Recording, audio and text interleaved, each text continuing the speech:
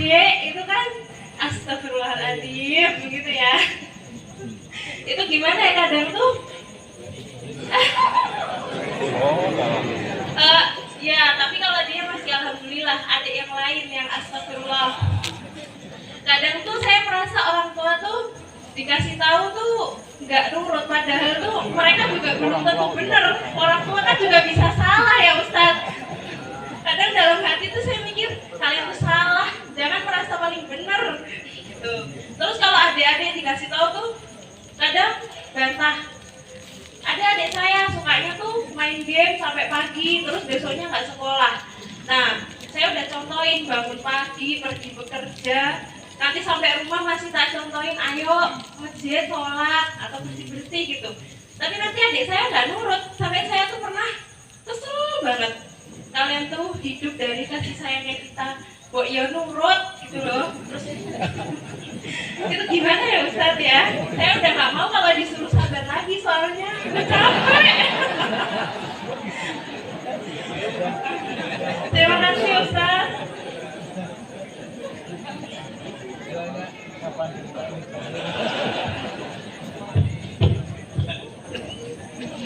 Assalamualaikum warahmatullahi wabarakatuh. Mohon pencerahan Ustaz terkait dengan kita memberikan nasihat kepada anak. Anak ini kan juga punya komunitas.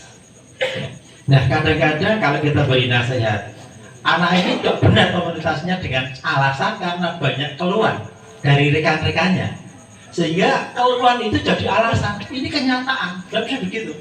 Karena ini cerita. Nah, bagaimana agar anak itu punya prinsip sehingga dia tidak mudah mengikuti keluhan itu menjadi dasar untuk pembenaran.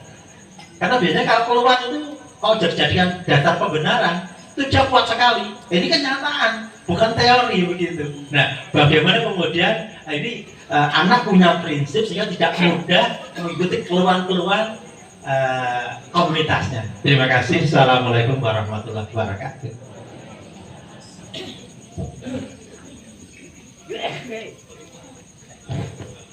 Dan tadi kayaknya masih ada Ibu. Ya, oke, monggo Bu. Assalamualaikum warahmatullahi wabarakatuh. Begini Pak, ada ungkapan ya, buah jatuh tidak jauh dari pohonnya.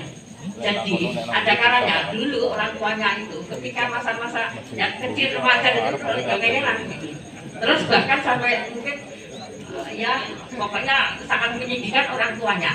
Nah, ketika dia jadi orang tua tidak ingin apa yang dilakukan itu turun ke anaknya. Sudah dididik mati-matian dan udah pengen anaknya bagus. Tapi ya tadi apakah itu ya karena dulu itu kan sebagai apa ya hukuman apa gimana ya? Karena apa? Pantas bapakmu dia kamu ya. Ini tahu dari Pak. Jadi hanya tadi loh ungkapan buah jatuh tidak jauh dari pohonnya. Banyu ini milihnya medok ya ada yang keluar naiknya. Air mancur. Maaf ya Pak, ini mohon pencerahan. Assalamualaikum warahmatullahi wabarakatuh. Oke, terima kasih. Saya jawab dari yang terakhir. Buah jatuh tidak jauh dari pohonnya. Mudah-mudahan buahnya manis gitu Pak. Nah, sehingga ketika jatuh diambil. Nah, saya repot itu nek bosok itu loh Pak. Nah, buahnya kecut, buahnya dia tidak jatuh, tidak jauh-jauh dari pohonnya. Memang kalau teorinya kan begini Bu, kita menjadi seperti ini, itu kan kombinasi dari istilahnya P dan E. P itu person, E itu environment. P, person itu maksudnya niku wau garis keturunan dari sananya bagaimana. Itu ada faktor-faktor yang masuk ke kita toh Pak. Bagaimanapun juga, maka kalau orang tua dulu yuk bobot, bibit, babat itu sebetulnya memang ada faktor-faktor keturunan. Tapi jangan lupa ada faktor E. E ini lingkungan, E ini pendidikan, E ini ngaji, ini semangat untuk belajar sendiri, misalnya gitu Pak. ini konco, tadi kaitannya dengan Bapak, ini ada teman. Maka kalau ini kombinasinya betul, maka anak akan berkembang dengan baik. Meskipun misalnya tadi buai rodo kecut, tapi dia dapat lingkungan yang baik. Dia bisa baik tuh Bu, karena dididik dengan cara yang baik. Oke, itulah kenapa ada sekolah, ada kopi ngaji. Itu karena pendekatan pendidikan yang positif itu sekarang begini, bahwa semua orang itu bisa berubah menjadi lebih baik. Contohnya sinten Bu, Umar bin Khattab. Wah, kita kurang lobo, kasare, ngoten to Bu. Tapi ternyata kemudian suatu ketika bisa melankolis itu Bu setelah ketemu Islam. Jadi ketika kemudian ngajinya betul, dapat guru yang betul, dapat teman yang betul, ngoten niku makin iso berkembang. Aman, dan motivasi dari teman-teman sakit. Itu yang pertama. Jadi tidak selalu faktornya hanya P, betul Bu. Ini juga penting. Untung Pak Sakir itu dulu sekolahnya di Mualimin. Terus jadi pendekar tapak suci, belajarnya ilmu hadis. Wah, nah gitu Pak. Makanya jadinya kopi ngaji. Coba kalau dulu misalnya tidak di Mualimin, tidak belajar tapak suci, gitu Pak. Tidak dapat Bu Amin. Mungkin bisa jadi lain. Nah makanya kombinasi, carilah kombinasi yang baik. Bobot bibit-bobot nggak bisa, penting. Tapi lingkungan yang baik juga penting. Napa? Oh niku takdir. Nggih mau diusaha.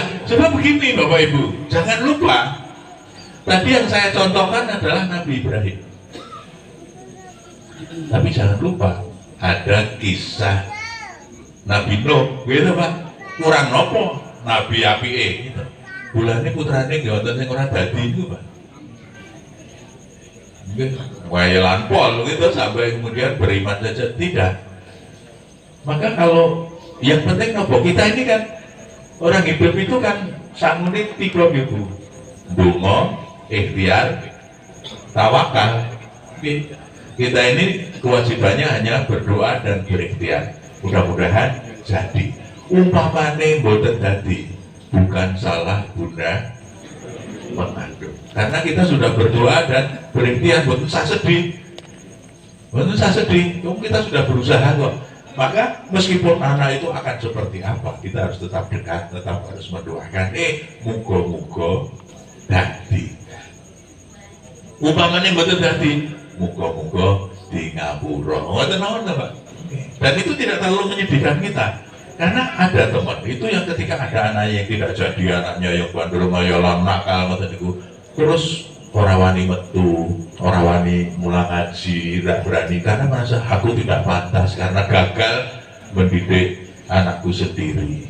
Karena kita ini bukan Tuhan Pak, yang iso membolak-balikkan hati.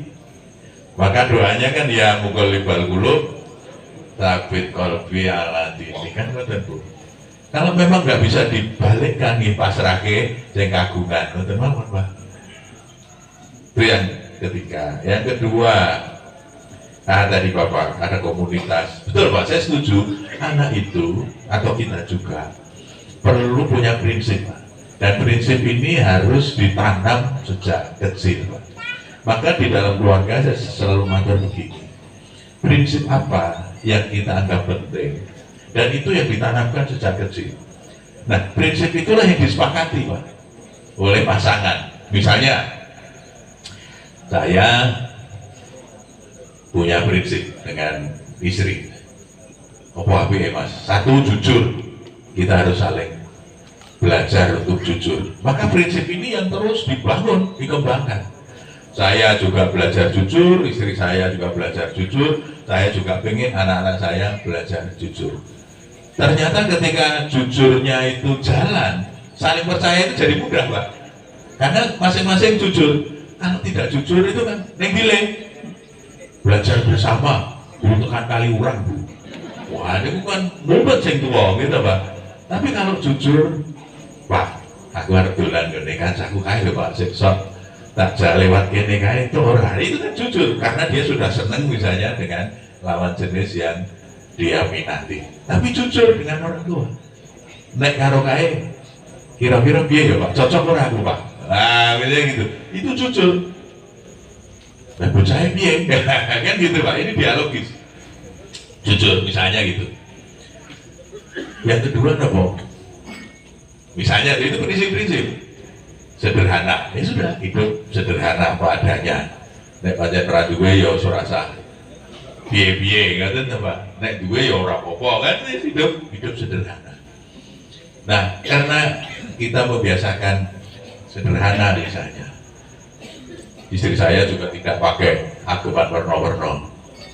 Suatu ketika Pak, anak saya yang perempuan mau menikah.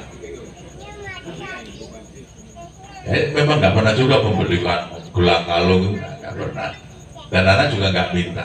Nah pada saat anak perempuan saya mau menikah, kita kan cari ini ya Pak ya, cari apa perhiasan dan sebagainya. Nah kemudian anak ini pengen ada apa anting-anting dari perak bagus, ya harganya murah sih Pak. Pengen Pak.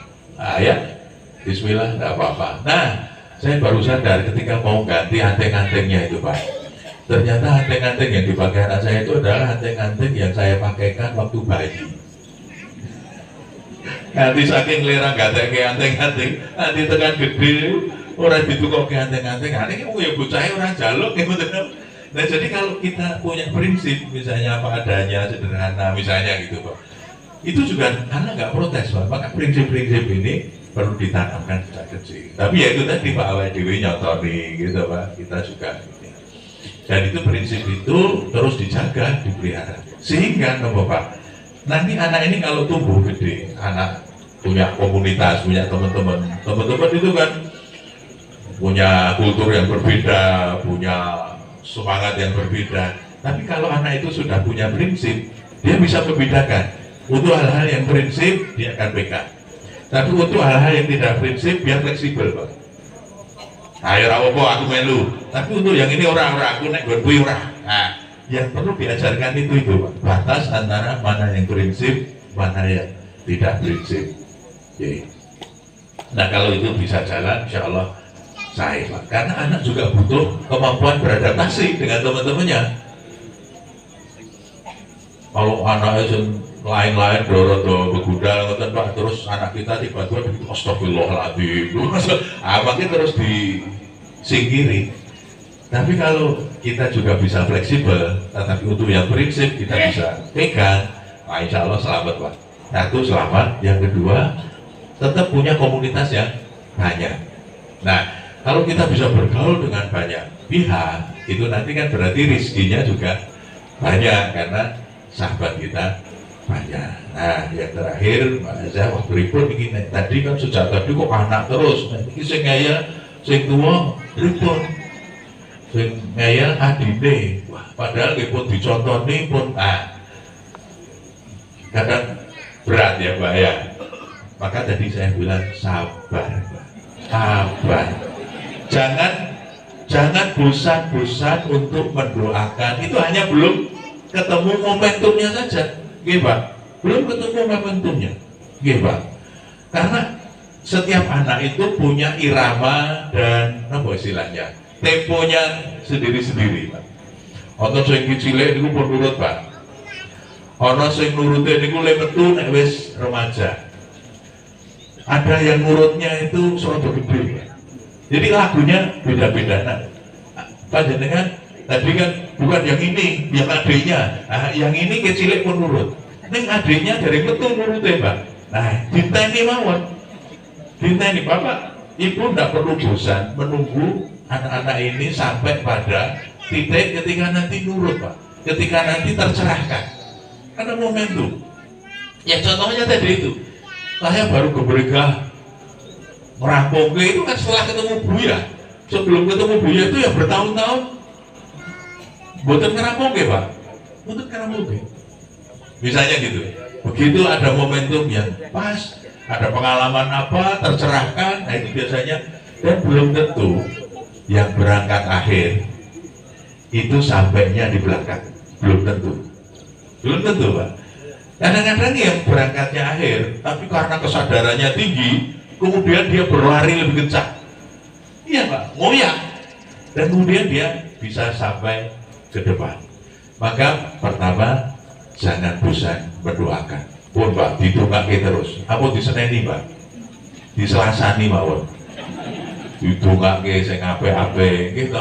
Mboten kok arep dadi apa, mboten. Kita yang marah kan biasanya gitu, ya Allah Lin, arep dadi apa?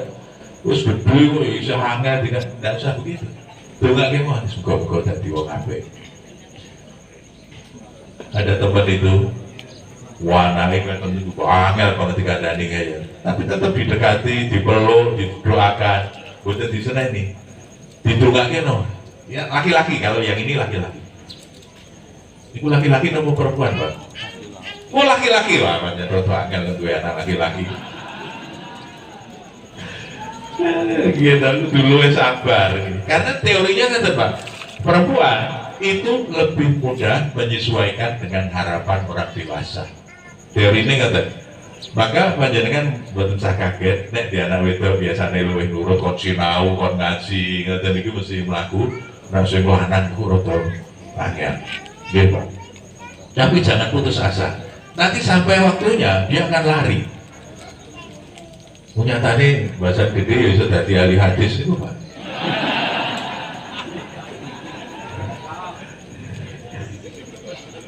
Jadi sabar saja Pak, didongake terus dan diusahakan Pak, diusahakan, dinasehati, dicontoni, ya betul itu, tapi terus saja konsisten, itu namanya habituasi. Nanti yakin saya pada titik tertentu, jadi istilah ibu, buah tidak akan jatuh jauh dari pohonnya. Kalau lingkungannya baik, dari atasnya baik, nanti masih menyesuaikan kok Bu, Mbak. Tidak apa-apa, cuma belum ketemu momentumnya saja. Nanti kalau dia pun kepentok, kalau dia pun, itu nanti akan, jangan putus asa. Yang penting gitu Pak, terus didoakan, terus diusahakan, insya Allah pada akhirnya nanti akan jadi. Amin. Nanti ya Pak, baik itu orang tua maupun adik-adik. Itu Pak Kimawon. Kadang-kadang orang tua itu ya, sadar belakangan Pak. Kemarin itu kami lagi takziah tetangga, anggota Brimob Bu.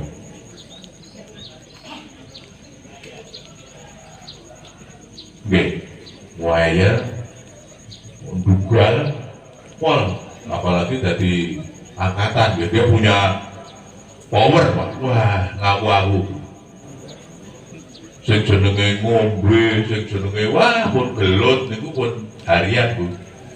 Kakang-kakang niku nganti judeng.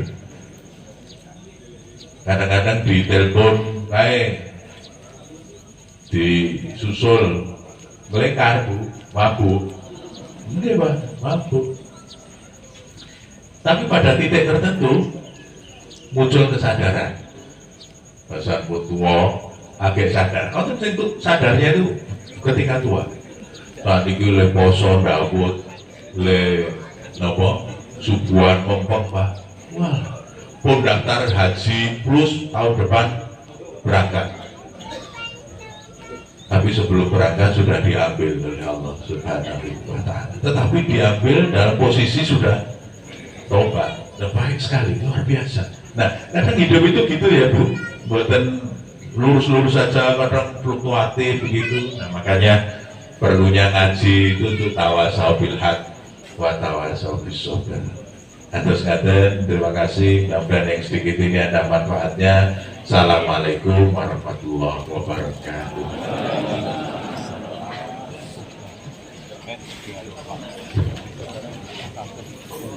Alhamdulillah, marilah kita ucapkan terima kasih banyak kepada Ustadz Dr. Khairuddin Basori MSI atas ilmu dan pencerahan yang telah beliau sampaikan kepada kita semua pada pagi hari ini. Semoga menjadi ilmu yang bermanfaat dan kita bisa amalkan pada kehidupan kita sehari-hari. Sebelum memasuki mengakhiri kegiatan kita pada pagi hari ini, pertama-tama kami ingin mengajak seluruh jamaah untuk berpartisipasi dalam infak dakwah kopi ngaji yang alhamdulillah pada pagi hari ini sudah terkumpul sejumlah 3.510.000. Alhamdulillah. Semoga setiap rupiah yang kita sisihkan menjadi amal jariah yang terus mengalir pahalanya nanti. Amin. Kedua, marilah kita bersama-sama mendoakan saudara-saudara kita yang sedang sakit atau